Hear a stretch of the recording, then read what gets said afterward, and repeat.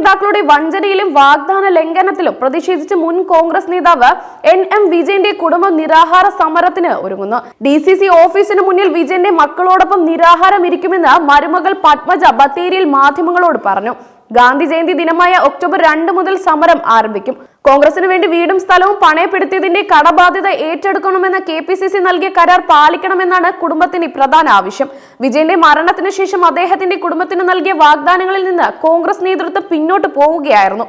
ഈ മാസം 30-നകം ബാധ്യത കോൺഗ്രസ് തീർത്തു നൽകണം. കോൺഗ്രസിന് വേണ്ടിയാണ് അച്ഛൻ വീടും സ്ഥലവും പണയപ്പെടുത്തിയത്.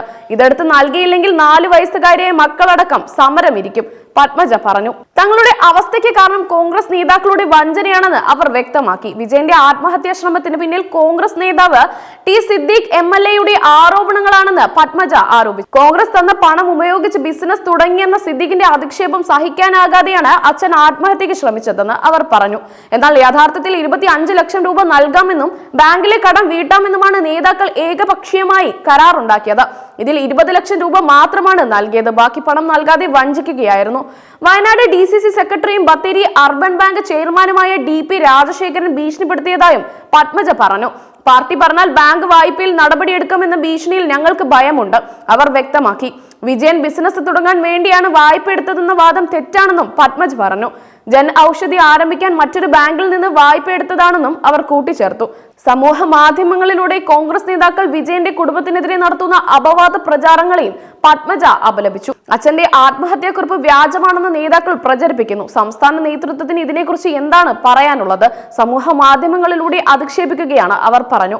ഇതിനെതിരെ പോലീസിൽ പരാതി നൽകിയിട്ടുണ്ട്. കോൺഗ്രസിന്റെ വഞ്ചനയിലും സമൂഹ മാധ്യമങ്ങളിലെ അധിക്ഷേപത്തിലും നടപടിയെടുക്കണമെന്ന് ആവശ്യപ്പെട്ട് മുഖ്യമന്ത്രിക്ക് പരാതി നൽകുമെന്നും അവർ വ്യക്തമാക്കി. വിജയന്റെ മകൻ വിജേഷും ചികിത്സയിലാണ്. ആത്മഹത്യാ ശ്രമത്തിന് ശേഷം ആശുപത്രിയിൽ നിന്ന് ഡിസ്ചാർജായ പത്മജ വീട്ടിൽ വിശ്രമത്തിലാണ്. പ്രതിപക്ഷ നേതാവ് VD സതീശൻ വിജയനെ അറിയില്ലെന്ന് പറഞ്ഞതിലെ ക്രൂരതയും പത്മജ ചൂണ്ടിക്കാട്ടി. നേതാക്കന്മാർ NM വിജയനെ മറക്കും, ഞങ്ങൾക്ക് പറ്റില്ലല്ലോ, അവർ വേദനയോടെ പറഞ്ഞു.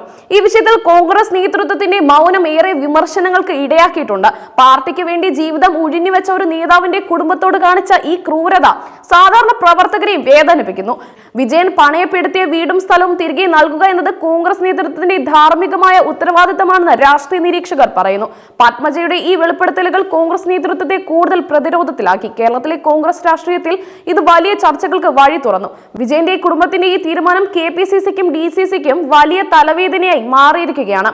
ഗാന്ധി ജയന്തി ദിനം മുതൽ ആരംഭിക്കുന്ന ഈ സമരം പാർട്ടിയുടെ പ്രതിച്ഛായയ്ക്ക് വലിയ തിരിച്ചടിയാകുമെന്ന ആശങ്ക നേതാക്കൾക്കിടയിലുണ്ട്.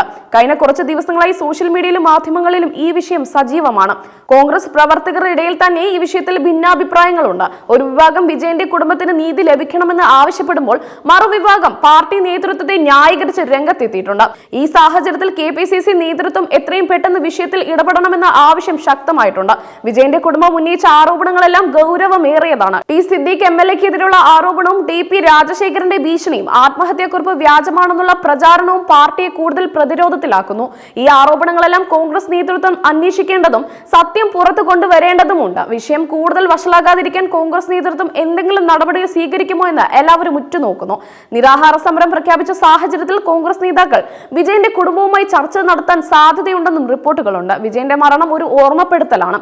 രാഷ്ട്രീയ പാർട്ടികൾക്ക് വേണ്ടി ജീവിതം ഒഴിഞ്ഞുവെച്ച സാധാരണ പ്രവർത്തകരെയും നേതാക്കളെയും പാർട്ടി എങ്ങനെ കൈകാര്യം ചെയ്യുന്നു എന്നതിന്റെ നേർക്കാഴ്ചയാണ്. ഈ വിഷയത്തിൽ കോൺഗ്രസ് എന്ത് നിലപാട് എടുക്കുമെന്നത് കേരളത്തിലെ പൊതുസമൂഹം ശ്രദ്ധയോടെ വീക്ഷിക്കുകയാണ്. വിജയന്റെ കുടുംബത്തിന് നീതി ലഭിക്കുമോ അതോ അവർക്ക് വീണ്ടും വഞ്ചിക്കപ്പെടേണ്ടി വരുമോ എന്ന് കാത്തിരുന്ന് കാണേണ്ടിയിരിക്കും.